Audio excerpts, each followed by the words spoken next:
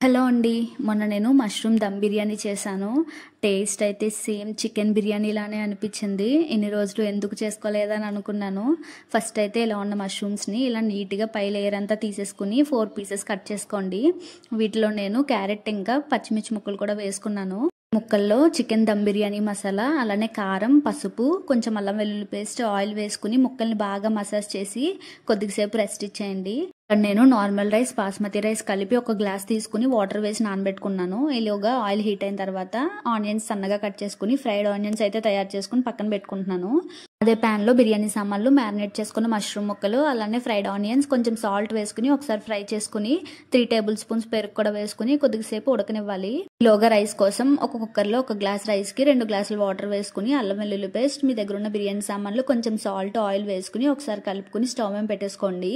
ఈలోగా ముక్కలు కూడా ఉడికాయి. కొంచెం వాటర్ వేసుకుని ఉడికిన రైస్ ని కూడా ఆ ముక్కల మీద వేసేసుకోవాలన్నమాట. లాస్ట్ లో ఫ్రైడ్ ఆనియన్స్, సన్నగా కట్ చేసుకున్న కొత్తిమీర, అలానే కొంచెం బిర్యానీ మసాలా చిలకరించి దమ్ పెట్టేసుకోవడమే. 10 నిమిషాల తర్వాత మూత ఓపెన్ చేసి చూస్తే అసలు ఆ స్మెల్కే కడుపు నిండిపోద్ది. చూసారా ఎంత బాగా వచ్చిందో. ఒకసారి మీరు కూడా ట్రై చేయండి. ఎలా వచ్చిందో కమెంట్ చేయండి. వీడియో నచ్చితే లైక్ చేయడం మర్చిపోకండి.